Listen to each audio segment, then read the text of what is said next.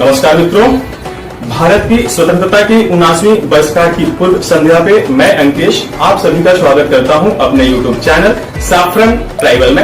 आशा है आप सभी लोग सकुशल होंगे और आप सभी की मंगल कामनाओं के साथ चलिए शुरू करते हैं आज का ये अंक। आज ही के दिन यानी कि 15 अगस्त 1947 को भारत अंग्रेजों के द्वारा आजाद हुआ था। लगभग 600 साल की गुलामी मुगलों के द्वारा और 200 साल गुलामी अंग्रेजों के द्वारा झेलने के बाद भारत 1947 में आजाद हुआ। और जैसे ही भारत आजाद हुआ, भारत के सामने काफी सारे बड़े बड़े चैलेंजेस भी आए। भारत के आजादी के साथ ही भारत को विभाजन की भीषिका भी झेलनी पड़ी। आजादी के साथ ही भारत दो टुकड़ों में बट गया, पूर्वी पाकिस्तान और पश्चिमी पाकिस्तान, जो कि अब बांग्लादेश के नाम से जाना जाता है। भारत का विभाजन हुआ और जब अंग्रेज भारत को छोड़ के गए तो भारत में बहुत सारे चैलेंजेस थे, बहुत सारी कठिनाइयों का सामना करना पड़ा। भारत जो है उस समय अशिक्षा, गरीबी और इकोनॉमिकली बहुत ज्यादा वीक था और इन सब सारी विभीषिकाओं का झेल रहा था। अंग्रेज जो 1947 में भारत को छोड़ के गए, तब जो भारत में जो लिटरेसी रेट थी यानी शिक्षा का जो दर था वो सिर्फ 12% था। यानी कि सिर्फ 12% लोग ही भारत में साक्षर थे।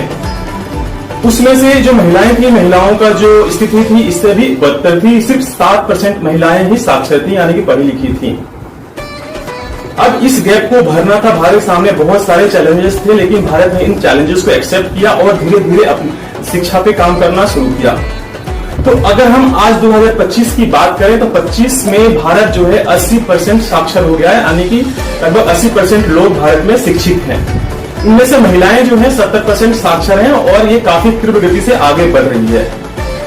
भारत शिक्षा के क्षेत्र में भी काफी आगे नाम कमा रहा है और देश विदेश में जो हमारे शिक्षक हैं, हमारे वैज्ञानिक हैं, हमारे जो इंजीनियर्स निकल के आ रहे हैं, अपना नाम कमा रहे हैं और अपना योगदान दे रहे हैं।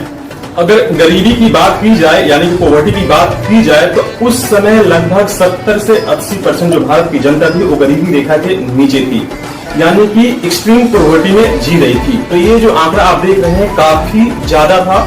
उस समय जो अंग्रेज छोड़ के गए थे वो सिर्फ गरीबी, अशिक्षा और असंतुलन जो था वो छोड़ के गए थे। तो 80% जो जनता थी भारत की वो बिल्कुल ही पॉवर्टी लाइन के नीचे यानी कि गरीबी रेखा के नीचे जीवन यापन करने को मजबूर थी।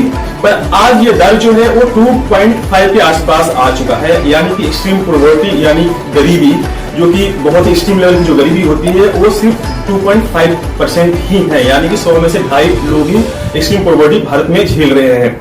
लेकिन भारत में ये शून्य होना चाहिए। इस तरह की जो विभीषिका और इस तरह की जो एक तोहमत भारत पे लगा होगा ये बिल्कुल भारत में नहीं होना चाहिए। इससे भारत को आगे पार पाना चाहिए और आशा करते हैं कि पॉवर्टी के क्षेत्र में भी भारत शून्य पे आ जाएगा और भारत एक बहुत ही संपन्न देश होगा।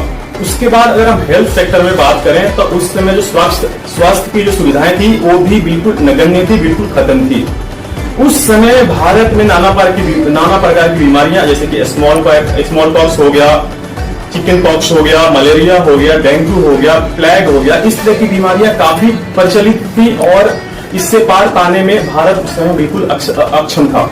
भारत के पास ऐसी कैपेबिलिटीज नहीं थी जो इससे पार पा सके। इसके अलावा भी और सारी बीमारियां थी जैसे कि टीबी हो गया, कॉलेरा हो गया, काला जर हो गया, इस तरह की बीमारियों से भारत ग्रसित था और उस समय लोगों के पास इसके उपचार के लिए पैसे नहीं होते थे और सुविधाएं नहीं होते थे। लेकिन आज अगर 2025 में आप देखेंगे तो ये भारत जो है पूरी इस तरह की बीमारियों जैसे स्मॉल पॉक्स हो गया, चिकन पॉक्स हो गया, मलेरिया हो गया, टीबी हो गया, इस तरह की घातक बीमारियों से बिल्कुल पार पा चुका है। और ये जो बीमारियां हैं अब जानलेवा नहीं होती है, इनका उपचार भी अगर होता है तो हो जाता है। तो इस क्षेत्र में भी भारत ने काफी तरक्की की है। भारत में आप देख सकते हैं किस तरह की मेडिकल इंस्टीट्यूट्स हैं, हॉस्पिटल्स हैं, मेडिकल कॉलेजेस हैं और जिस तरह से इन कुछ सालों में भारत ने प्रगति की है इस क्षेत्र में वो काफी सराहनीय है। आपको देश के विभिन्न क्षेत्रों में एम्स देखने को मिल जाएंगे, नए मेडिकल कॉलेजेस देखने को मिल जाएंगे, मेडिकल फैसिलिटीज देखने को मिल जाएंगी। गांव-गांव में भी डॉक्टर्स अभी उपलब्ध हैं और अभी भी ऐसे कई क्षेत्र हैं जहां पे ये सुविधाएं नहीं पहुंची है, लेकिन धीरे धीरे इस सब चीजों से भारत पार पा रहा है और भारत मेडिसिन, मेडिकल इक्विपमेंट्स और वैक्सीन के क्षेत्र में भी आत्मनिर्भर हो रहा है। आप लोगों ने कोरोना के समय देखा होगा कि जिस तरह से भारत ने पूरी दुनिया को जो ये कोरोना की जो वैक्सीन थी उसको सप्लाई करी और भारत में ही जो पूरी की पूरी जो कोरोना की वैक्सीन थी वो मैन्युफैक्चरिंग हुई और डेवलप भी हुई। कोवैक्सीन नाम की जो कोरोना वैक्सीन थी, वो भारत ने ही अपने देश में उसको प्रोड्यूस किया, उसकी जो विकास किया और पूरे लगभग देश के जो 100 के आसपास गरीब देश है उनको सप्लाई भी करी बिना किसी पैसे के। तो भारत ने अपना दमखम पूरे विश्व को कोरोना के समय दिखाया था और उसने दिखा दिया था कि भारत अब इस तरह की परिस्थितियों को पार करने में काफी सक्षम है। काफी देशों में जो पश्चिमी देश थे भारत में काफी दबाव बना रहे थे कि उनके जो फाइजर के वैक्सीन है, मॉडर्ना के जो वैक्सीन है, वो वैक्सीन भारत में आए और उसके तरफ उसके लिए काफी सारी लॉबिंग भी हुई थी। भारत में जो कुछ प्रभावशाली लोग हैं उनको पैसे भी दिए गए थे कि किसी भी तरह से जो मॉडर्ना के और फाइजर के वैक्सीन से भारत में आए, पर भारतीय सरकार ने उनकी एक न सुनी और पूरी कोशिश की कि जो दोयम दर्जे की उनकी वैक्सीन से वो भारत में ना आ पाए।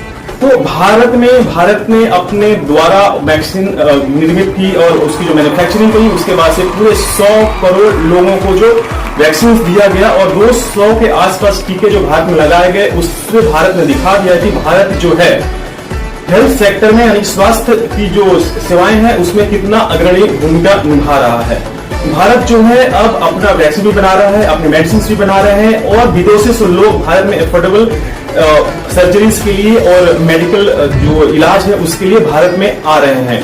तो भारत ने ये दिखा दिया है कि हम इन 79 वर्षों में काफी आगे आ चुके हैं। जहां हमें एक छोटी छोटी चीजों के लिए भी पश्चिमी देशों पर निर्भर होना पड़ता था, अब हम उसका मैन्युफैक्चरिंग खुद कर रहे हैं, हम आत्मनिर्भर भी बन रहे हैं और लोगों की सेवाएं भी कर रहे हैं। वहीं अगर हम बात करें इकोनॉमी की, तो 1947 में जो भारत की इकोनॉमी थी वो काफी कृषि बेस्ड ही थी, यानी कि जो भी कृषि से उत्पाद होता था उसी से भारत की इकोनॉमी चलती थी और उस समय जो भारत की इकोनॉमी थी वो 2700 करोड़ की ही थी। आप देख सकते हैं 27 करोड़ की इकोनॉमी और 2025 में $4.19 ट्रिलियन की इकोनॉमी भारत बन चुका है।